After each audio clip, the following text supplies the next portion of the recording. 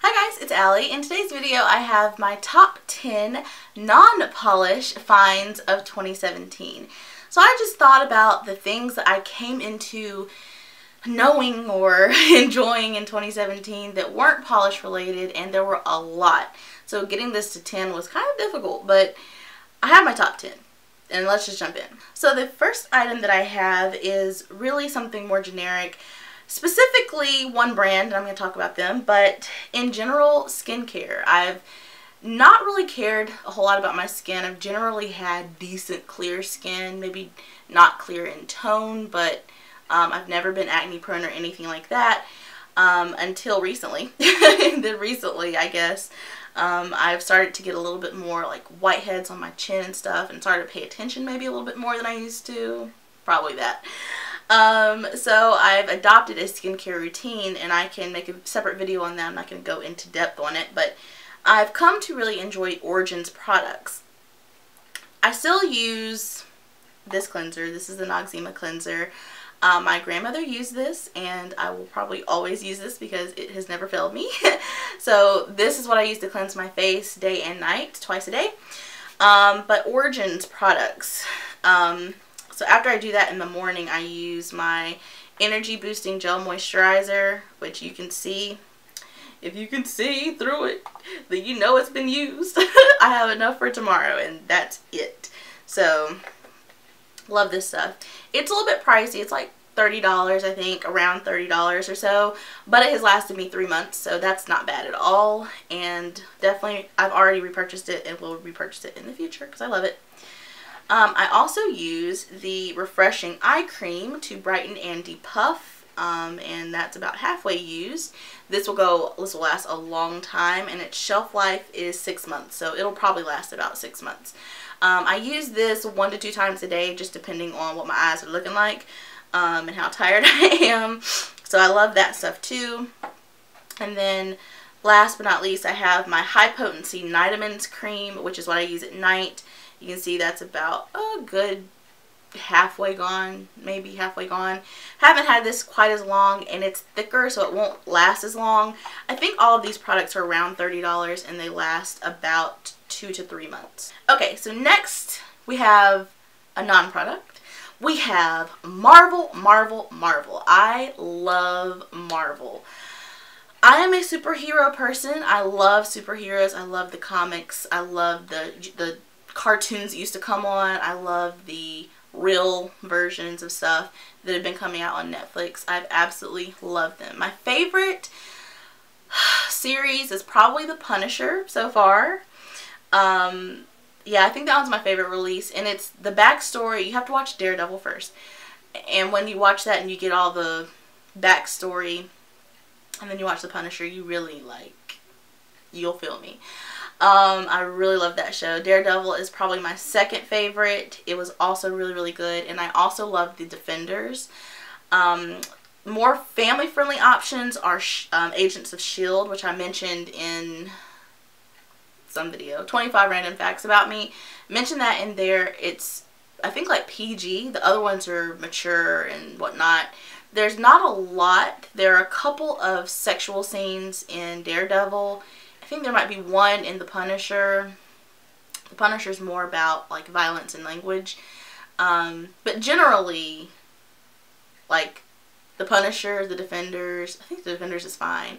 The Punisher, The Defenders, and Daredevil are generally okay, but a couple of questionable scenes.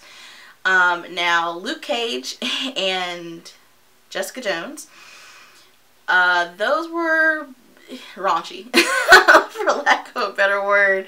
It's so unfortunate because the plot was just as good as Daredevil and The Defenders. It was just as good. But they had some really completely unnecessary sex scenes in there, and I was like, why? Why? But anyway, they were good plots. I'm not going to recommend them because I don't recommend stuff like that. But if you're looking for good options and you don't mind a little or a lot of language, actually The Punisher has a lot of language in it, but The Punisher is good, Daredevil's good, The Defender's good. Iron Fist, don't waste your time. It's horrible. The plot is terrible. The acting is terrible. It's just, no. It took everything in me to finish that series. season 1. I don't think that there's going to be a season 2. I hope not. I hope they don't waste their money, because that was an absolutely, it was a waste. It was a waste of a show. Iron Fist's role in The Defenders was great. I liked him in there, but the show was terrible, so don't waste your time. My number 3 find was the less than 5K subscriber nail polish community. I did not realize that there were so many people making nail polish videos, because YouTube does not recommend those videos unless you start watching them. I never understand why the algorithm is so tailored to people who are already big and have an audience, because you're already going to probably be subscribed to them. So why can't it recommend other people's channels? I don't understand it. But yes, I had no idea how big it was. I think a couple of you in the comments either told me you had channels and I went over, or I really think kind of the onset of me realizing how big the community actually was, probably Sister Chic. It was probably her, because she started making videos and she started like name dropping different people, and I was like, oh, who's that? Oh, who's that? And then I would go and subscribe, and then I realized, oh, this is growing and growing and growing. And admittedly, I'm not very active on social media. I mean, I post, but I'm not very active on social media. I watch YouTube on my TV, so I don't even like get to comment. So yeah, I'm not active in terms of like Instagram and all that, and I know I could be. I just choose not to be very active on social media, because I have an obsessive personality and I don't need to be obsessed with social media. But yes, I have just been loving finding so many other people loving nail polish as much as me and making videos about it. There are tons of great channels out there.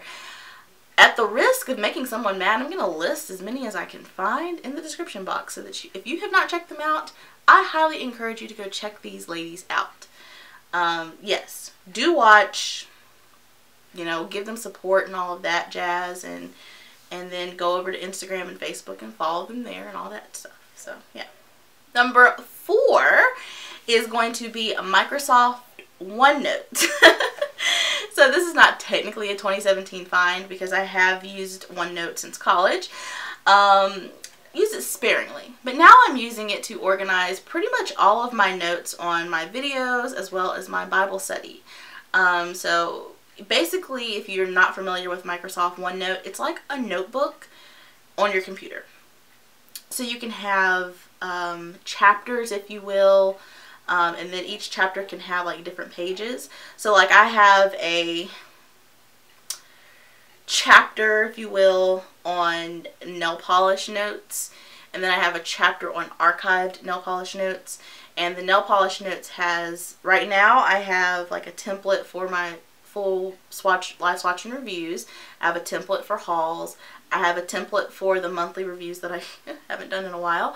But then I have like the last 4 videos that I'm filming right now. And I have my notes in there for that. And then once I film these, I'll roll these over into the archived channel notes notebook, and I can keep them there. And it's really been helpful, because when I was doing my top 10s for nail polish finds, I was able to go back and look at some of my notes from, you know, when I reviewed them, and I've loved it. It's been wonderful. Bible study, I do the same way. I have like Bible study notes chapter, and then I have the like Isaiah and Ecclesiastes are all that's in there right now. And so, you know, because that's what I've been studying since I started using OneNote. So yes, I absolutely love Microsoft OneNote. I finally figured out how to use it.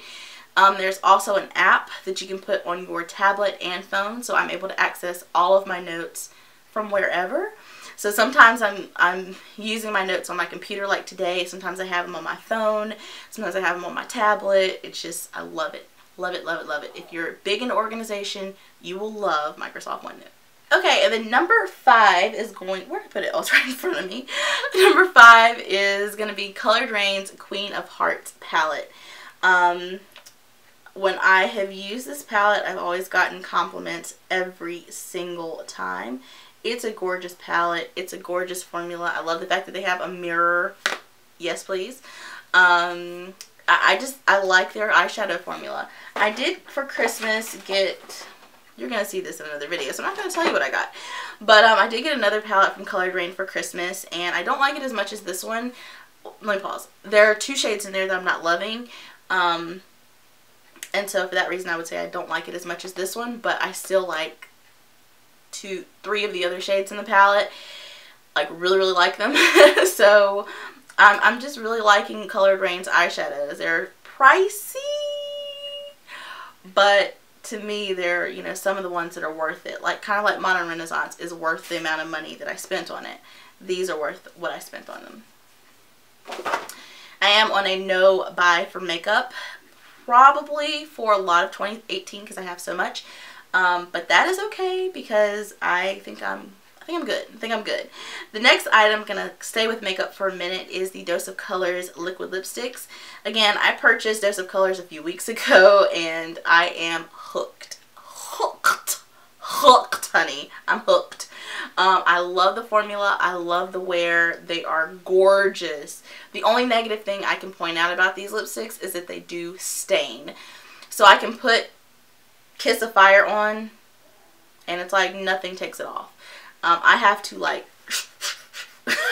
really, really get in there and scrub to get these off.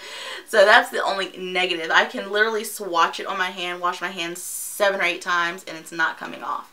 So great pigmentation. These are the most comfortable liquid lipsticks I've ever worn, and highly recommend them if you like liquid lipsticks but you don't like the drying feeling. Honey, they'll change your life. They'll change your wallet too because they're expensive, but they'll change your life. So yes, I definitely would recommend these. Number 7 is the website Goodreads. So I discovered this site at the end of 2016 at someone's recommendation on the channel. I cannot remember who it was. I think I know who it was, but I don't want to be wrong. So I'm not going to say that.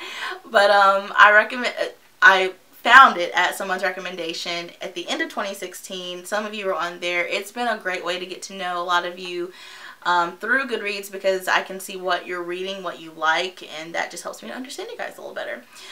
So I did not meet my reading goal this year. My reading goal was 50 books. I think I probably finished 25 or 26. I'm thinking 25 or 26. That did not include Bible books, like books of the Bible, because they're short. If it included books of the Bible, I think I probably finished like 40, probably 45. So I'd be really close. But at any rate, actual like whole books, I think I read like 25 or 26, which was still good, but you know, it was like half of my goal. But I didn't read it because, you know, there were several things that popped up during the year that needed my attention and got my attention, and I would wholeheartedly rather put my time and energy towards someone who needs it versus just doing something that I like. So that was fine. I did not mind it. It's still fun. I'm going to set another goal this year, probably less than 50. I'll probably do something like 35, maybe 36, maybe 36, 3 books a month. That's pretty good. 36. And I'll continue to try my hardest to meet that goal. So yeah, that is Goodreads. I loved it. I loved it so much, and I would highly recommend it if you like to read. It's a great way to keep track of what you're reading and what's coming out, what's about to be released, and all that. Like, I got really excited about a lot of books that were coming out and got to purchase them on Amazon and everything. And I wouldn't have known about them coming out if I hadn't been on Goodreads, so I definitely recommend it. Number 8 is going to be podcast. So I started listening to podcasts in 2015, but I generally preferred music during the day while I was working to podcasts, because when I listen to music, I get really into it. As some of you know from the 25 random facts about me, I get really into it, and so I'll be sitting over there, you know, dancing and, you know, like mouthing, or like if it's a sad song like Lion King's Circle of Life, Elton John's version of Circle of Life. I was sitting there bawling in my cube. Now I sit in more of a bullpen, so I don't have any privacy. I have no privacy at my desk. So I was like, I need to chill on the music. I need to chill on the music. So that's when I started listening to podcasts pretty much all day, with the exception of like the first hour of the day when I do daily sales, after that, like, it's all podcasts all day. It's so easy to listen to a 2-hour podcast. It keeps me going for 2 hours, and then I know, okay, it's probably time to get up and walk around, and then I pop the next one in, and so forth. The topics are always interesting, even when I disagree. You know, it gives me something to consider, and I personally believe that listening to dissenting opinions is not only healthy, it actually makes you a lot smarter, and it makes your position a lot stronger because you know where other people are coming from, and you're able to kind of anticipate some of the arguments that they have. So, I mean, I personally think it makes us smarter, so I think podcasts are a great learning tool. But do what you want to. I mean, I know some people cannot listen to someone who thinks differently from them because it just triggers them. I will never understand it, but I won't judge it. Next, we have the minor prophets. Number 9. I never spent time studying all of the minor prophets. Never in my life had I done that. So I wanted to do that this year. Made it a goal at the beginning of the year, and I actually finished all of the minor prophets by, like, was it like the end of February? I think it was like the end of February, beginning of March. That was good. It was seeing how God shifted between, like, anger and mercy, and, you know, I was able to relate that to my own experience as a Christian, and, you know, I'm just like the Israelites in a lot of ways, because, like, I know that I shouldn't do this, or I shouldn't feel this way, or I shouldn't act this way, or I shouldn't think this way, and I still do, and he still forgives me, and he still loves me, and it's reading the minor prophets, it's a great example, a reminder of God's immeasurable grace and mercy and love for us. So I loved that. And the last thing, the last non-polish find that I had in 2017 was trusting my gut. So 2017, much like 2016, but I would say even a step further than 2016, was a learning year. I learned so much about who I am and what I want to do in this life. I learned how to tune out the noise and listen to my own wishes for my life. I think I've always, to a large extent, done that.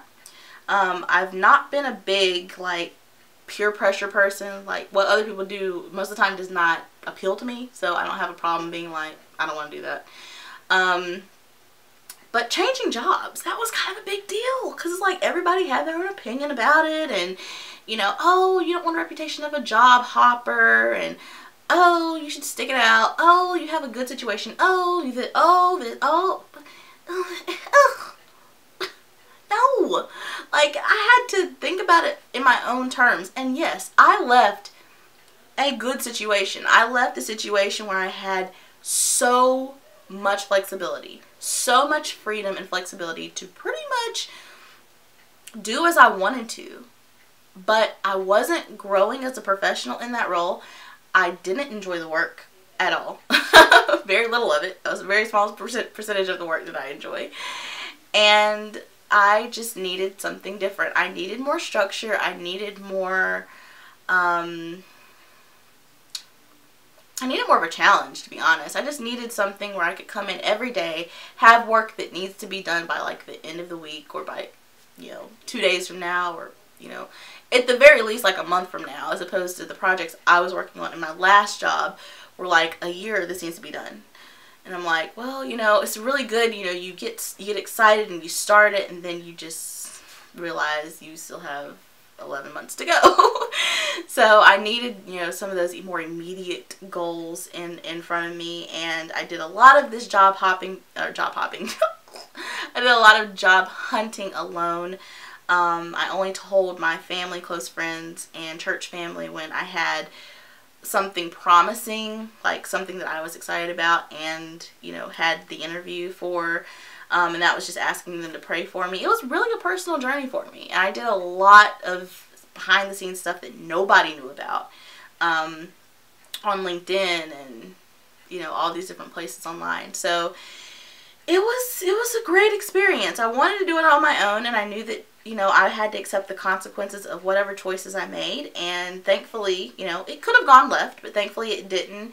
And I asked, I think, a good amount of questions before, after, before, during, and after my interview at my current role to really get a feel for what the job was going to be like and what the place was like, the culture and all that. And I mean, all I could do was just listen and use sound judgment, and that's what I did. And the last part of kind of trusting my gut that I kind of learned this year was priorities.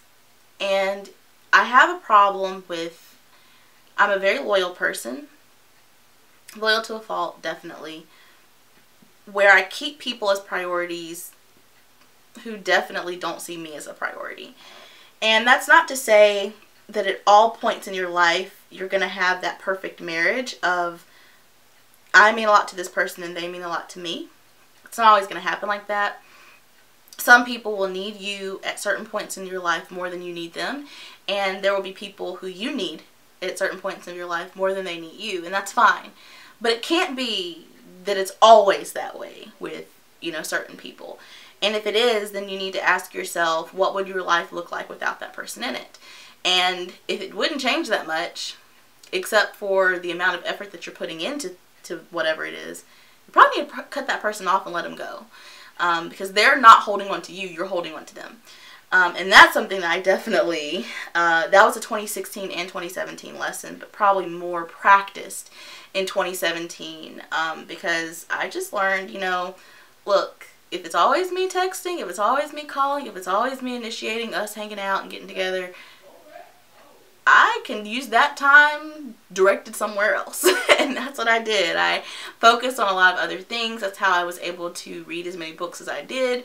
That's how I was able to do some of the videos that I enjoyed this year, change up my review style and all that, read my Bible more, pray a little bit more, and just do a lot of the other things that I like to do in life. It was because I took that time that I was dedicating to people who did not care about me, and I turned it on myself. Some of it I turned toward other people, like writing cards to people when, you know, I noticed that they weren't, you know, at church, and, you know, things like that.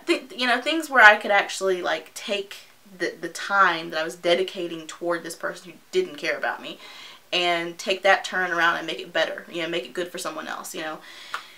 Yeah. Remove them and then keep it moving. It is so freeing to be able to focus on the people who deserve the time and energy from you, and then take whatever's left over for yourself, rather than spending hours and hours and hours and hours and hours on people who just don't care. You know, and then you only have scraps of yourself left to give to the people who do care, and to yourself. So that was a massive change for me in 2017. I gained so much time. I'm able to reclaim so much of my time back, and yeah, I mean, it was a learning process, but it was a good learning process. I'm very happy that I learned that lesson, and hopefully I never have to learn it again, because I am happy with having learned it this year. So those were my top 10 non-polished finds of 2017. I hope this video was helpful, and I would love to hear what your top non-polished finds of 2017 were. Leave them in the comment section. I am always reading them, and I will see you guys in the next video very soon. Bye.